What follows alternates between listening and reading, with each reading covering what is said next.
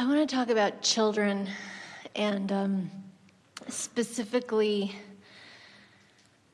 children in education and what we can do differently. Well, we think it's a wonderful thing how the children have come forth to educate you. Yes. Yeah. To remind you of what really matters, and who hold on to their true knowing for as long as they possibly can. We're not kidding. Yeah. But you might have meant something different. I do.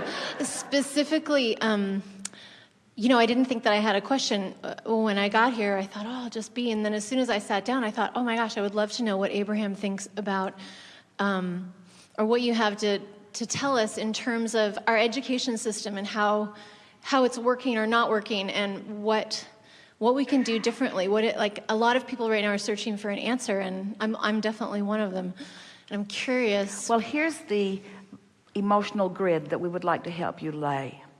First and most important, there is more value in the coming together of the teachers and students in the environment, just from their interaction with one another, than anything in terms of knowledge that is being imparted and retained.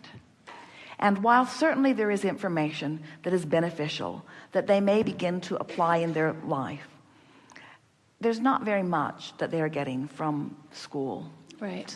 That they will really apply. And if any of you are wondering about that, think about what you learned and how you are applying it, and you will realize that you pretty much just figure things out as best you can, and that school really didn't have that much benefit in terms of what you picked up in terms of knowledge, that life is the knowledge giver. But school is a focused environment that provides contrasting experiences and lots of interaction that is of huge value and importance. In other words, we think everything is right about it in that sense. So give us some specifics. In other words, if you want to know how we feel about school, we think it is a wonderful thing. If you would ask us, do we think that school should be abolished, we would say never, never, never, never, never. In other words, we think that that interaction is of great value. Now ask us something else. So what about when we look at the public school system, for example, in this country, what about the fact that the majority of them are failing students in terms of dropout rate and being incarcerated, and the stuff that's going on? I'm curious about... Well, we do not think that one has anything to do with the other. In other words, incarceration isn't because the school is failing. Incarceration is because you live in a nation who makes rules that people naturally break. The incarceration system is because it is a business that needs to fill beds. And you can't fill a bed if you don't make a rule. All right, then skip the incarceration part. Well, it's another really big subject, isn't it? But it's a subject that's really misunderstood. Right. We know for sure that changing the structure of schools, in other words, if you could wrestle more kids to the ground and attempt to make them more cooperative to the rules, more of them would go to jail, not fewer of them. Because the jail is an indication of rebellion, and rebellion is as a result of perceived confinement. So if there is anything that the school might do to make the ratio of people going to jail less, it should provide more freedom, more obvious freedom. Like, come if you want to, rather than you must come or you will be in trouble. Like, come and learn this if it appeals to you, not you will be in trouble if you don't. That's not working out for any of you. Right. On any level, whether it is in the school or otherwise, you see. So is there anything specifically that you would tell us that we could, is there a way that we could serve our children in a different way that would help them more? Acknowledge that they are free and expect them to live happily ever after, and practice that in your grid so powerfully that they get that every time they're around you. In other words, they can be in school and need to be there at a certain time and need to be in a certain place at the school at a certain time, and they can still feel your overwhelming feeling of their freedom, because they're free to think, they're free to feel, they're free to offer a vibration, they're free to withhold, they're free to involve themselves, they're free not to. In other words, freedom is abounding all over the place. And as you acknowledge, you see, it isn't your action that is making the difference in your lives anyway. It's the way you are feeling.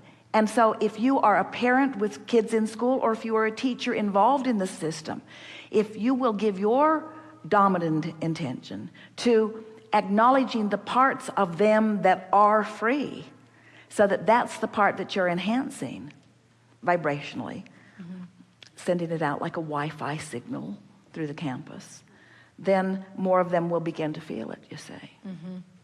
Think about it in your own experience. Don't you rebel whenever anyone tries to boss you around? Don't you?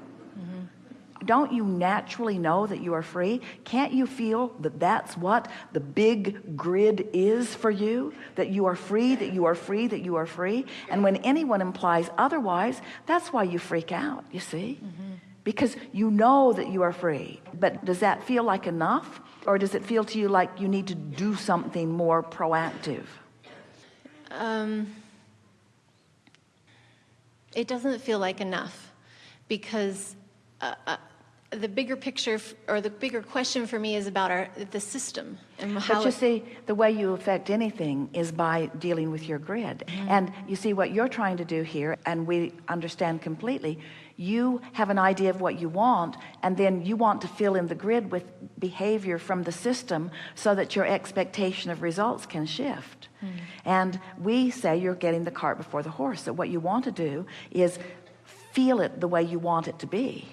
The reason that it doesn't feel like enough is because you haven't tried it yet, because you haven't actually established a grid of feeling their freedom, and of feeling appreciation for the system, and feeling appreciation for their opportunity to interact and co-create. In other words, when you look at your world, there's a lot going on here. Have you noticed? You are busy. You are busy and getting busier, because every day somebody is inventing something that they think you want, and they convince you that you might need or want. So your lives are getting more and more and more and more and more filled with more and more and more and more details, you see. And so what we're getting at here is, it's not the structure, or it's not the behavior, it's not even the rules and the requirements and the regulations that are making up how you feel in your life experience. It's your perspective of it. And what we're wanting to say to you, as you pose the question to us, what can be done to help this? We're not kidding you when we say, if you will see it as all right, and you will see them as free, because it is not through their behavior that they are creating, it is through their vibration that they are creating. Their behavior is a reflection of their vibration, but it is through their vibration that they are creating the grid that then fills in with the impulses that become their behavior. Did you hear that? That's really a big thing to understand. And when we ask you the question, do you think it is enough? And you said, no, I don't think it's enough, because I think the system needs to be changed. And we want to say to you, the reason that you don't think that it is enough is because you haven't done it and found the powerful effects of doing it. And when you do it for a while, and then you experience the powerful effects of having done it with those close to you, with those that you are able to be aware of, as you are able to see the grid fill in because of the grid work that you are doing, you will begin to feel the power of it. And you will come to say, not only do I feel like it's enough, I feel like it is the only thing that works. It's the only thing that I could do. Because you can start fighting the system. You could open another school of another framework. You could do all kinds of things. But if you do it from your awareness of what you feel is not working, then you're starting out from a vibrational grid that will just fill in with more evidence of what you don't want. It's happening all over the world. People are creating all kinds of alternative schools that are not getting much better results, because they created them from a vibrational grid that said something was wrong and these kids aren't free. But if you will look at them right where they are and accept the total freedom that they have, things are happening all around you, but your reaction to them is your choice. And your reaction to them is what you're doing with your grid. And if you can just jump in anywhere, any place, and get control of your grid. Finally decide, this is the 17 seconds that I'm going to begin it. Just get control of your grid and then watch what happens, and then get more control of your grid and then watch what happens, and then get more control of your grid and watch what happens. Before you know it, you will feel your own empowerment, and you will know your absolute freedom, because you are free to respond to anything in a way that will fill in with more things that reflect the way you would like it to be. You see what's going on? People are observing, not liking, creating a grid, getting more, observing, not liking, creating a grid, getting more, observing, not liking, creating a grid. How are you going to break the cycle? By responding differently, by creating a grid deliberately. That's what deliberate creation is. By creating a vibration, by fostering a vibration, by practicing a vibration, by reaching for an emotion, by going general enough that you can feel good anyway, that you can feel good anyway, that you can feel good anyway. And then the grid starts filling in, and then you start knowing your power and your joy. The kids know it. They're not nearly as hung up on school as the administrators and the teachers are. They don't go to learn. They're not there to learn. They're there because they're there, and they're there because there are other kids there. Some of them will tell you that they're there to learn because they know that's what you want to hear from them. And some of them will even get good grades because they know you want them to, and it's just easier to get the good grades than it is to mess with the details of not getting good grades. But they're wise enough to know that there's a whole other thing going on. It's a social setting. It's a social setting. Everything about your physical world is a social setting. It's a co-creative social setting. It's a co-creative setting. That's what it all is, you see. And if you want to help anyone, tell them about this center of them, which is their grid, and demonstrate it through the clarity of your own example, and show them how the world will revolve around them.